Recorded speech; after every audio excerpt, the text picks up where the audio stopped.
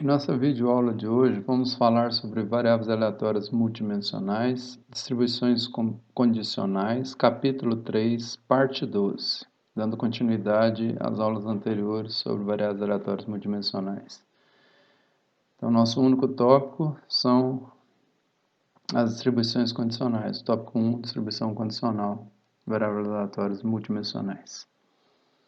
A distribuição de uma partição do vetor aleatório p-dimensional, x, negrito, digamos, x índice 1, um vetor q-dimensional de interesse, dado que sabemos que x2, a variável aleatória x2 vetorial, obteve-se um valor x2, ou seja, que a variável aleatória x2 produziu um valor x2 minúsculo aqui, um vetor aleatório x2, e é conhecido. Essa distribuição de x1, dado que x2 ocorreu, é chamada de distribuição condicional de x1, dado que x2 é igual a variável aleatória x2 é igual a x2'. Essa informação ela pode mudar completamente as probabilidades de eventos envolvendo as variáveis do grupo x1. Lembrando que esse grupo x1, as q variáveis do grupo x1, a gente pode selecionar quaisquer variáveis das p variáveis originais do vetor x original. Usando aquele conjunto que nós apresentamos na aula de índice, que nós apresentamos na aula anterior, e qualquer subconjunto de tamanho q de variáveis pode ficar nesse grupo de interesse aqui. No caso, então, de dependência, a informação a respeito das probabilidades de eventos de x1, elas podem mudar completamente caso os dois grupos de variáveis, o x1 e o x2, sejam dependentes. Exista dependência entre os dois grupos de variáveis.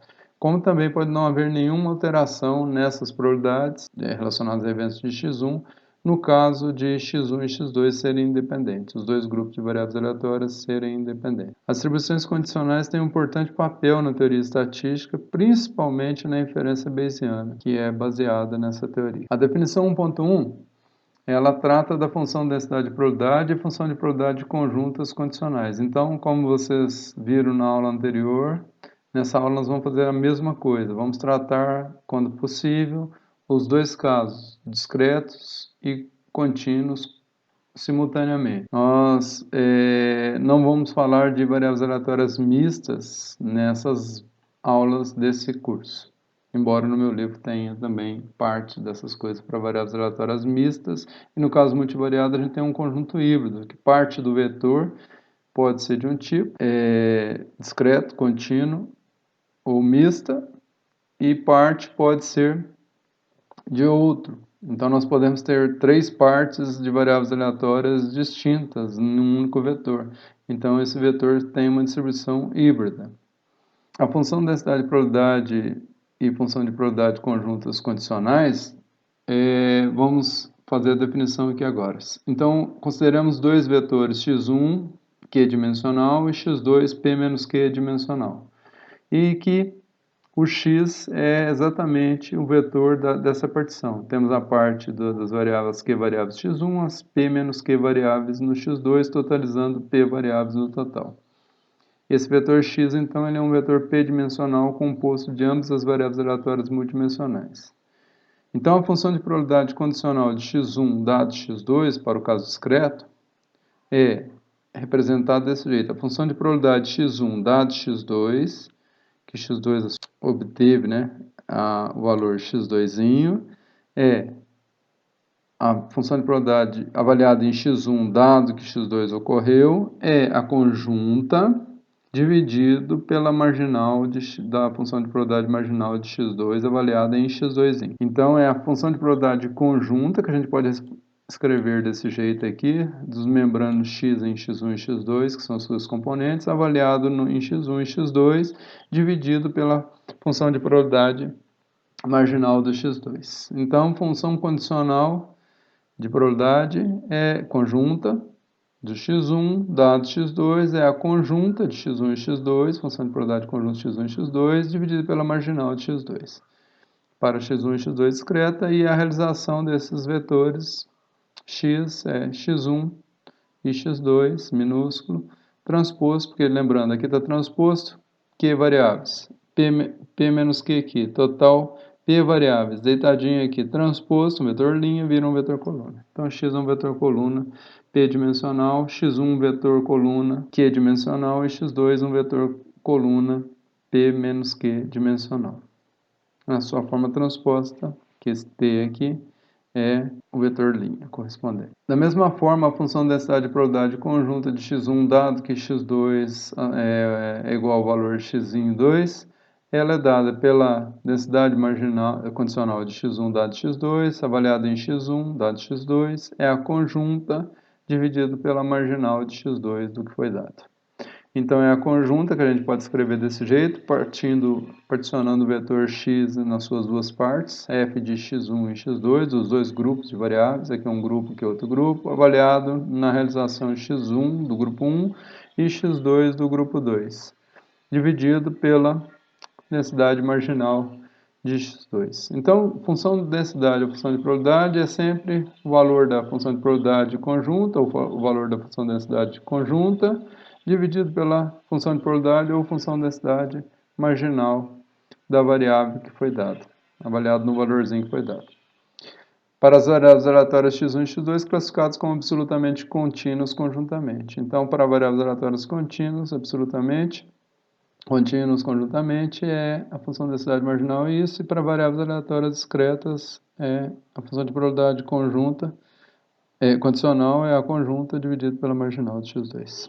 Uma vez especificadas as funções de probabilidade e densidades de probabilidades conjunta condicional e densidade de probabilidade conjunta condicional, as probabilidades, a função de distribuição e outras propriedades são obtidas de forma tradicional.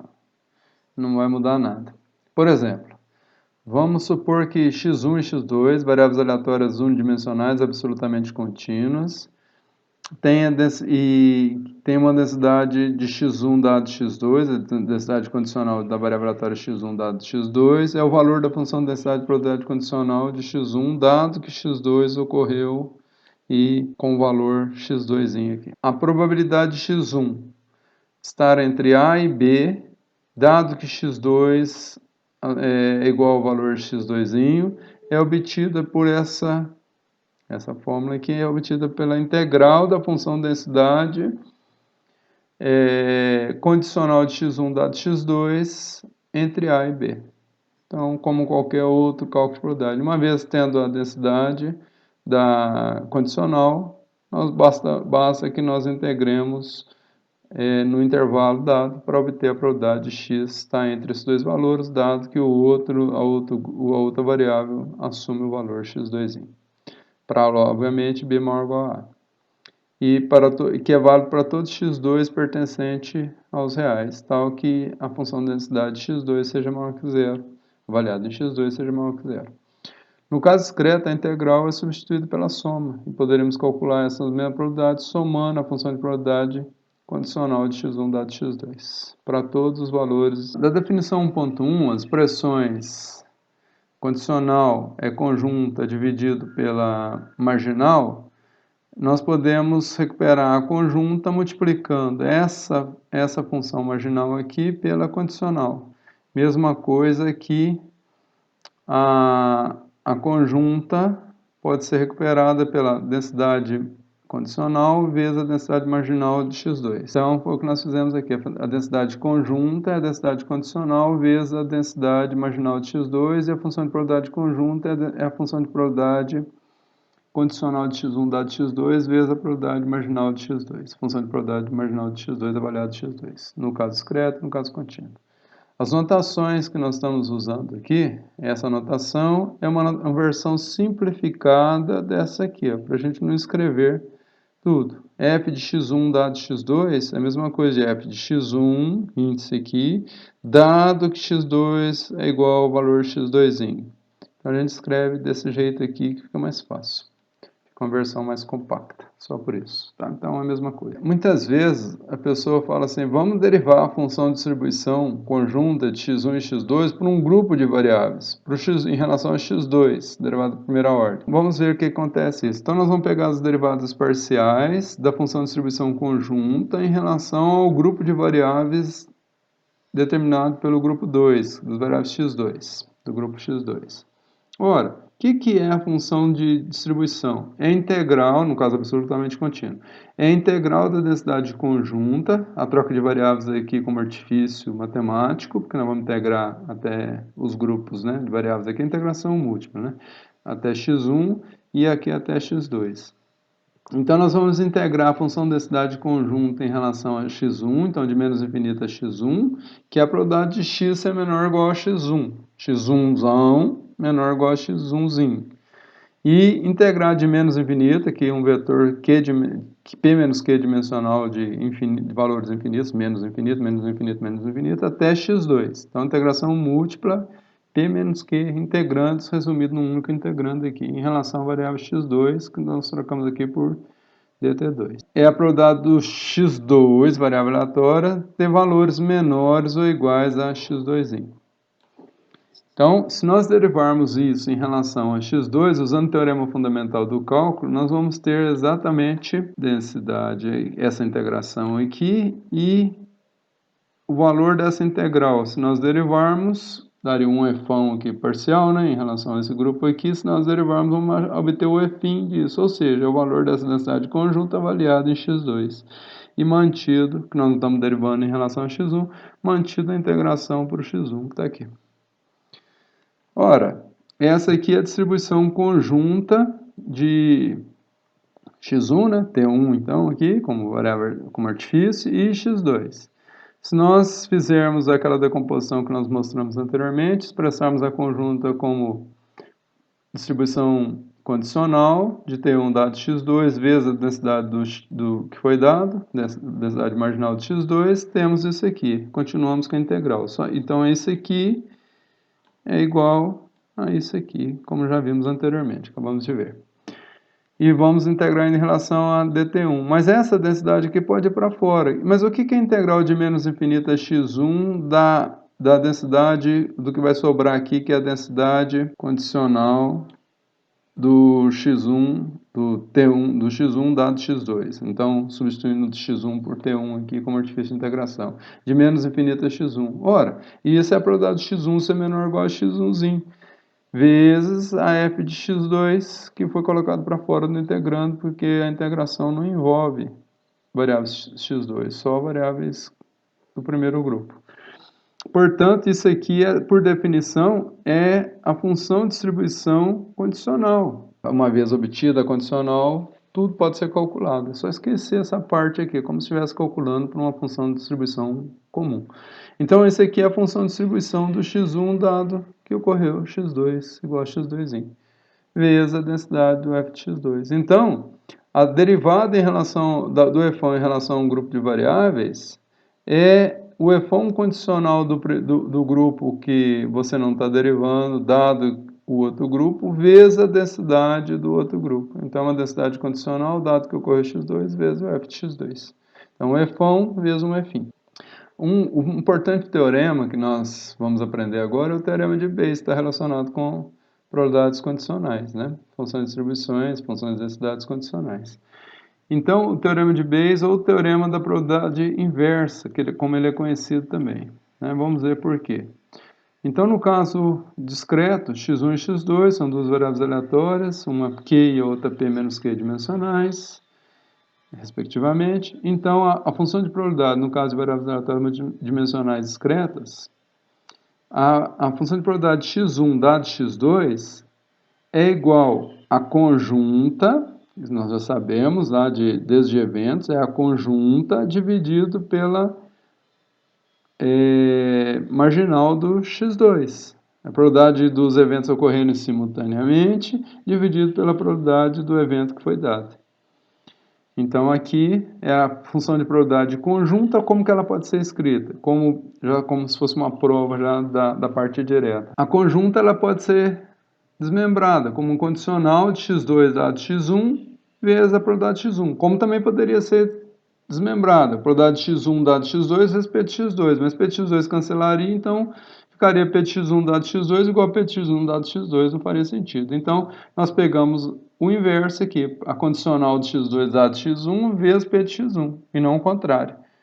porque senão cancelaria, sobraria do lado direito, a mesma coisa do lado esquerdo, não levaria nada. Por isso que ela é chamada de função de probabilidade, de teorema da probabilidade inversa, porque qual é a probabilidade x1 dado que x2 ocorreu? Vai depender da probabilidade x2 dado que x1 ocorreu, o inverso do que está aqui. Vezes algumas coisas adicionais aqui, a marginal do x1, a função de probabilidade marginal para o x1 e a função de probabilidade marginal para o x2. Isso para variáveis aleatórias multidimensionais discretas. E no caso contínuo, a densidade de x1 dado x2 é a mesma lógica. A densidade de x2 dado x1 vezes a densidade marginal de x1, isso aqui é a conjunta, dividido pela densidade marginal de x2. Para variáveis aleatórias multidimensionais absolutamente contínuos. A densidade marginal de x2 é a conjunta integrada em relação a x1, como a gente já viu nas aulas passadas. Mas a gente pode ainda escrever que essa marginal do x2, a gente pode escrever como sendo a conjunta aqui, a gente escreveria a conjunta como condicional vezes uma marginal. x2 dado x1 vezes x1 integra em relação a x1. Então, um modelo de mistura, como a gente já viu, só que no caso aqui, misturas multidimensionais. Então, nós temos a marginal do x2, que é a integral da conjunta em relação ao grupo de variáveis x1, ele tem a marginal da outra. E poderíamos expressar a outra do mesmo jeito. Quando é discreto, a marginal, a função de probabilidade marginal do x2 é aquela mesma partição, só que agora com função de probabilidade, e no lugar da integração nós usamos a somatória em relação a todos x1 pertencente ao suporte da variável aleatória. E as marginais têm que ser não nulas, naqueles valores que ela tem que ser avaliada. A prova direta, se nós pegar o caso contínuo apenas, a prova disso é a conjunta dividido pela marginal. Substitui a conjunta pelo que ela cai na prova. Ou então vou partir do lado de cá e vou chegar do lado de cá. Então tem essa prova do lado de cá que é trivial, lá usando as definições de conjunto, né, de probabilidades condicionais para eventos. Vamos fazer isso agora para o caso contrário. Então, partindo do segundo membro da igualdade agora, nós temos a densidade de x2 dado x1 vezes a densidade de x1, dividido pela densidade de x2, vamos chegar no primeiro membro, que é esse aqui. Ora, quem que é isso aqui? Isso aqui é a conjunta, se a gente usar a expressão 2 da definição 1.1, essa condicional vezes isso aqui me dá a conjunta. Ó. Então, usando isso aqui, f de x1, x2 é o f de x1 dado x2 vezes o f de x2. Então, essa parte aqui é a conjunta dividido por x2. Também, obviamente. Então, destaquei em vermelho aqui, ó, substituir isso pelo resultado da expressão 2, a conjunta dividido pela densidade de x1. Mantive o resto, ó, f de x1 está aqui e o f de x2 marginal está aqui. Ora, o que acontece agora? Esse termo aqui vai cancelar com esse termo aqui. Vai sobrar a conjunta dividido por f de x2. Conjunta sobre f de x2. E isso aqui, por definição, é a distribuição condicional de x1 dado x2. Então, nós chegamos na expressão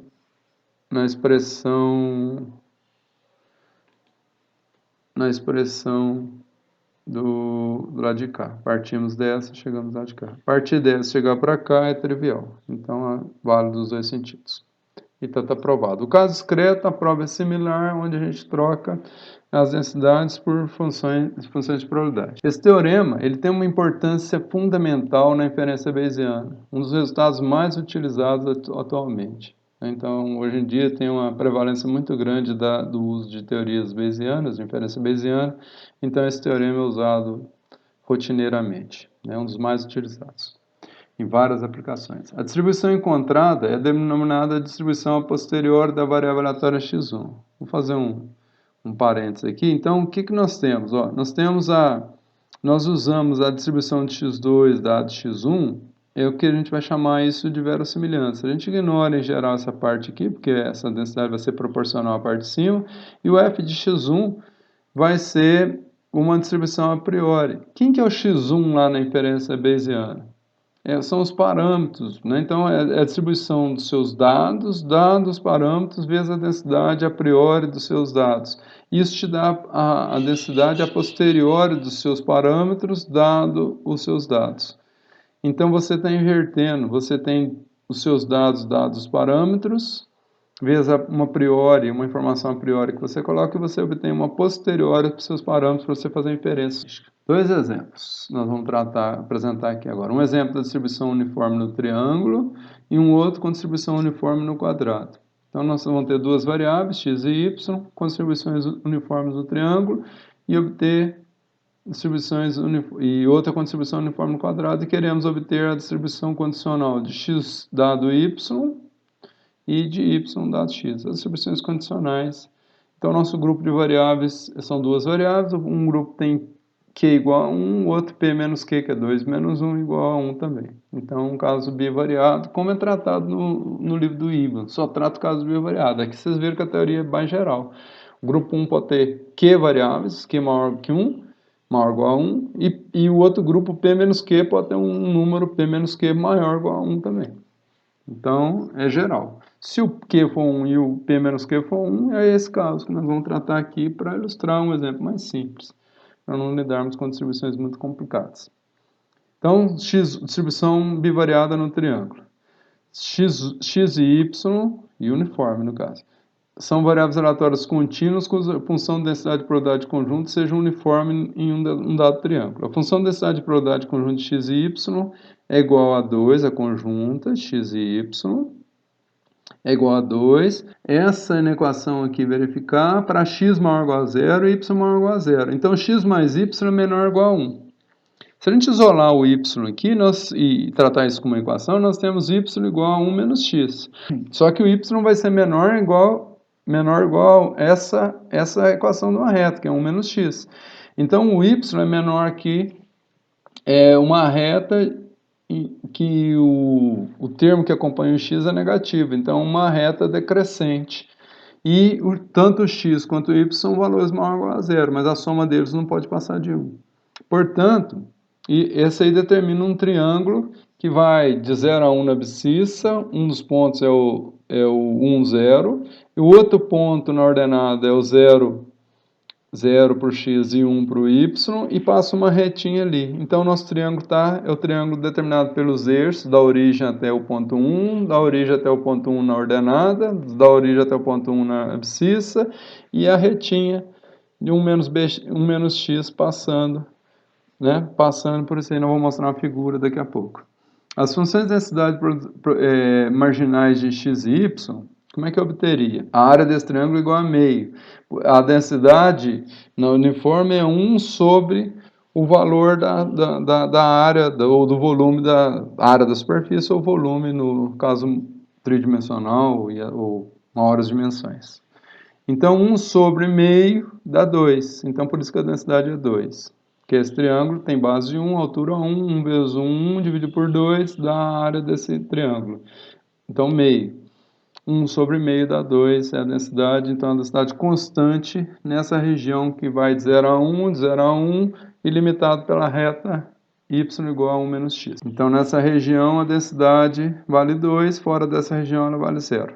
Então, é uma densidade bivariada uniforme no triângulo. As funções de densidade de probabilidade marginais de x e y, nós vamos integrar a conjunta, por exemplo, a marginal do y. Então, fixo o y e eu vario o x de 0 até a reta, 1 menos y. Quando eu estiver achando a densidade marginal do x, eu faço o contrário. Então, a f de x é 2, que multiplica com menos x, e a f de y, que é simétrica, 2 elevado a 1 menos y. Então, está aqui a nossa região. A retinha 1 menos x, igual a y, essa reta aqui, passando pelos pontos 1, 0 e pelo ponto 0, 1. Então, o x é maior ou igual a 0 e menor ou igual a 1 menos y. E o y, ele é maior ou igual a 0 e menor ou igual a reta, ou seja, no máximo ele vai assumir o valor 1 menos x. Então, se o x for 0, o y vale 1, no máximo. Se o x vale, por exemplo, meio, o y vai valer no máximo igual a meio. Né? Meio está aqui, no máximo igual a meio. E assim por diante. Então, os valores do suporte dessa variável aleatória são valores dentro dessa região colorida aqui, desse triângulo. Suporte conjunto x e y. Então, x na marginal, né, independente do y, x varia de 0 a 1. E o y, independente da marginal, varia de 0 a 1. São os valores máximos desses valores quando x é 0 e quando y é 0. Eu quero aqui, nesse exemplo, determinar as distribuições condicionais. Então, eu deixei como exercício obter essas marginais aqui como um treino para vocês. É bem simplesinho, vocês vão ver. Determinar as distribuições condicionais de x dado y e de y dado x. Né? Igual a x, y igual a y. Então, como que é a definição? A definição é: marginal do x é a conjunta, dado y, é a conjunta dividido pela densidade marginal de y. Mas quem é a conjunta? A conjunta é igual a 2, se a variável aleatória estiver no suporte. Dividido pela marginal que está aqui, ou essa, no caso da y. Então, nós vamos dividir pela marginal do que foi dado, f do y. Então, 2 dividido por essa marginal está pronto. Então, veja que a nossa densidade ela não depende do x, ela é constante para x. Né? Então, ela é uma uniforme de 0 a 1 menos y. A densidade condicional. Então, dado y, eu não posso passar dado y, eu não posso passar da retinha. Então, dado y, o x isola, passa o x para cá e o y para lá, é igual a 1 menos y. Então, o meu valor de x varia de 0 a 1 menos y. Então, a minha densidade ela não depende de nada, porque o y é conhecido. Não depende de incógnita nenhuma, porque foi dado o seu valor y. Mas o suporte vai variar aqui. Então, ela é uma uniforme entre 0 e 1 menos y. O outro caso é análogo. A densidade conjunta para condicional, desculpe, do y dado x, dividido pela marginal do x. Então, conjunta dividido pela marginal do x, que é 2 vezes 1 menos x. Veja que o x foi dado, então o y varia de 0 até a reta, 1 menos x. Então, uma vez que o x é dado, por exemplo, se o x for meio, então o y vai variar de 0 a meio. Então, isso aqui é uma uniforme de 0 a meio, cuja função de densidade é constante. Obviamente, eu não simplifiquei aqui, né? Esse 2 pode ser cortado aqui, dá 1 sobre 1 menos y, e aqui dá 1 sobre 1 menos x. Então, 1 sobre meio, então é uma marginal que tem valor 2 nesse caso. Uma densidade tem valor 2, constante, então ela é uma uniforme. Pode-se observar que as marginais do exemplo 1 são diferentes das condicionais, e que tanto x como y variam livremente nas marginais. Ou seja, essa marginal, essa condicional e essa outra condicional são diferentes das duas marginais. Bem diferentes. Né? E, portanto, que o x e y variam livremente nas marginais, 0 a 1, 0 a 1, mas não nas distribuições condicionais, vai depender do valor que foi dado. Então, o que a gente pode aprender disso? Que se os pontos tiverem distribuição uniforme no triângulo, x e y não são independentes, porque as condicionais não são iguais a marginais. O próximo exemplo é análogo ao deste último, só que agora x e y se distribuem uniformemente no quadrado de área 1. Então, o x varia de 0 a 1 e y varia de 0 a 1. O quadrado de área 1, a densidade se é uniforme, então a função de densidade de probabilidade é um valor constante igual a 1 sobre a área. A área é 1, 1 sobre 1 é 1, e o x varia livremente. Ó. X 0 a 1 não depende do y, e o y varia de 1, 0 a 1 não depende do x, na variação. Então, eles estão dentro de um quadradinho diferente do outro caso, 0 a 1, 0 a 1. Né? Determinar as marginais e as condicionais. Aqui eu calculei as marginais. Ó, quem que é a marginal? Eu pego a conjunta, que é 1, e integro em relação ao suporte das variáveis, da outra variável, de 0 a 1 para o y, para obter a marginal do x. Então, eu integro em relação a dy. Ó. Então, da y, Variante de 1 a 0, y substitui por 1, depois substitui por 0, dá 1 menos 0, dá 1. É trivial essa integral aqui. Para x pertencente a 0, 1. Portanto, a densidade aqui é uma uniforme em 0, 1. E o y é a mesma coisa, marginal. Vai dar 1 também. Vou integrar agora em relação a x e x varia de 0 a 1. Para y pertencente a 0, 1. Novamente, o y marginal, a distribuição da variável aleatória y marginal é um uniforme 0, 1. A distribuição do x marginal é uniforme 0, 1. A distribuição conjunta de x e y é uma uniforme no quadrado unitário. A distribuição condicional de x dado y é a conjunta dividida pela densidade marginal do y. Ora, a conjunta é 1, a marginal do y é 1, não depende do valor de y entre 0 e 1 que foi assumido, portanto 1 sobre 1 é 1. A densidade condicional de x dado y é também um uniforme 0, 1. E, por analogia, a condicional de y dado x, conjunta sobre marginal do x, que acabamos de ver que é 1 também, 1 sobre 1 dá 1, então a condicional também é uma uniforme. Então verificamos que as marginais e as condicionais são idênticas, sendo cada uma delas uma distribuição uniforme 0, 1. A densidade, se eu pegar a densidade marginal de uma vezes a densidade marginal da outra, dá 1 também, que é a densidade conjunta. Então, a densidade conjunta é o produto das marginais. As densidades marginais são iguais às condicionais. Isso indica que x e y são independentes. Contrário do triângulo. As condicionais não eram iguais e o produto das marginais não dava conjunta. Portanto, a x e y eram dependentes lá, no caso do triângulo, e independentes no caso do quadrado. Verificamos que x, nós vamos falar de independência na próxima aula. Verificamos que x e y são variáveis aleatórias cuja distribuição conjunta é uniforme no quadrado de área 1. Eu acabei de falar. E que as marginais e condicionais são todas uniformes também 0, 1. Como a distribuição condicional, por exemplo, x dado y, com y variando 0 a 1, é uma uniforme 0, 1, e que a distribuição de x incondicionalmente ao valor de y, a marginal da de x, é também uma uniforme 0, 1, podemos deduzir que qualquer que seja o valor de y, entre 0 e 1, isso não alterará as probabilidades de eventos envolvendo x, que é um conceito de independência. Não importa o valor de uma variável, que as probabilidades, tanto na conjunta quanto na marginal ou na condicional, são as mesmas. Então, podemos deduzir que x e y são independentes, o que não ocorre se x e y são distribuídos uniformemente no triângulo, como o primeiro exemplo, que não ocorreu lá. Na próxima aula, trataremos o conceito de independência entre variáveis aleatórias.